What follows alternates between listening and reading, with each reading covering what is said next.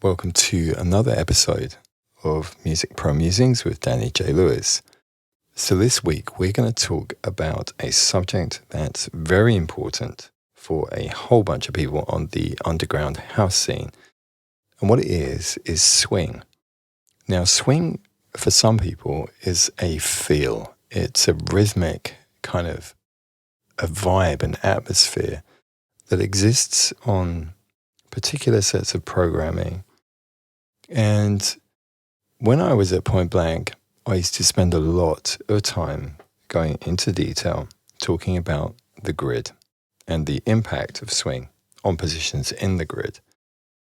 And I discovered there was a really interesting kind of audible metaphor that I could use. And it was all about the potato. Now, some of you are going to wonder what a potato has got to do with a very particular way of putting a kind of timing vibe into your productions.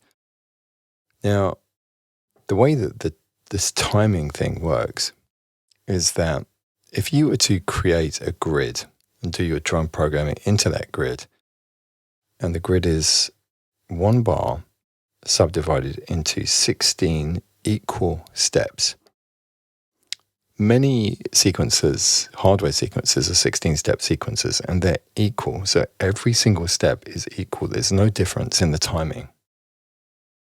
And, if you've got a grid and you're subdividing your bar into beats, that's 1, 2, 3, 4.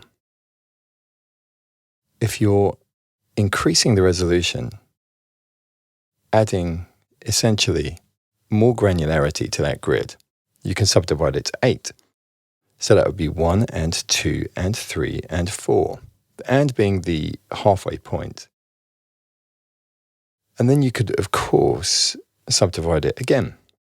So it's 1 and 2 and 3 and 4 and 5 and 6 and 7 and 8, 9, 10, 11, 12 and 13, 14, 15, 16. So yeah, up to 16. My timing was terrible there, admittedly. But you get a picture. So we start with one bar is 4 beats.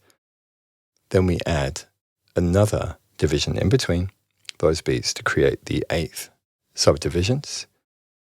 And then we do the same again to get 16ths. Okay, so 16 identical width positions in a grid, in a bar.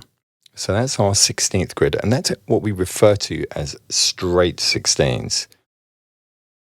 Now, if you were to count the vertical positions in the grid, number 1 is not going to be affected by this thing that we talk about. And this thing is swing. So what happens is position 2 in the grid is affected by swing, and it plays later than normal. Whereas number 1 and number 3 are in exactly the position where they would have been. It's the 2 and the 4 that move later.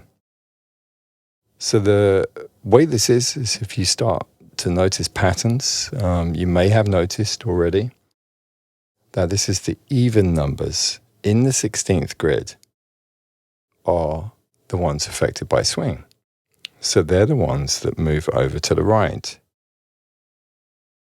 Odd numbers stay in exactly the same position.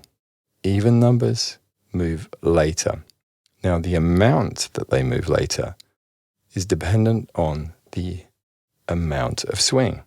So if you've got a hardware drum machine and you rotate swing to the right, all of those even numbers in the 16th grid are moving to the right side. Now, I've never seen something that goes all the way up to the next subdivision. That would be extreme swing. It just doesn't sound very good. So your devices would take it a certain amount. So in a way you've got a control. Is it later or just straight? You have the control. Now I mentioned the potato. This is a really, really interesting way to kind of audibly illustrate swing. Now, that rhyme. It's like 1 potato, 2 potato, 3 potato, 4. What's very, very interesting is that rhythm is swing. There's an inherent kind of vibe and timing there.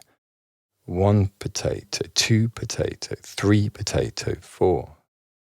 That rhythm, the way that the syllables are pronounced, the timing, that is swung. And it's interesting, how this kind of nursery rhyme can influence some of us. Maybe those of us who like swing were very much influenced by this nursery rhyme. And it's become, over the years, for me, when I've taught swing, and, we're on a podcast here, so it's not the kind of thing that's particularly easy to teach when listening. But let me just try and phrase the potato in a different way. 1 potato, 2 potato, 3 potato, 4. That's straight. And as a comparison, 1 potato, 2 potato, 3 potato, 4.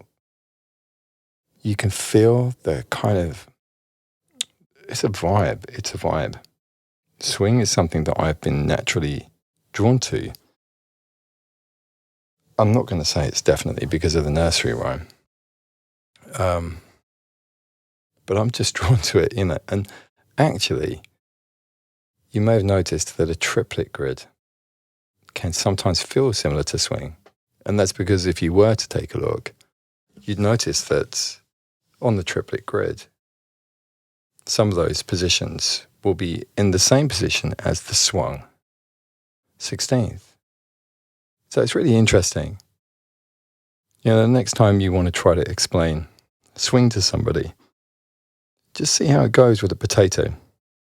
But remember, don't say potato straight. Think about the nursery rhyme. 1 potato, 2 potato, 3 potato, 4. And if you don't like potatoes, you could very easily substitute with a tomato.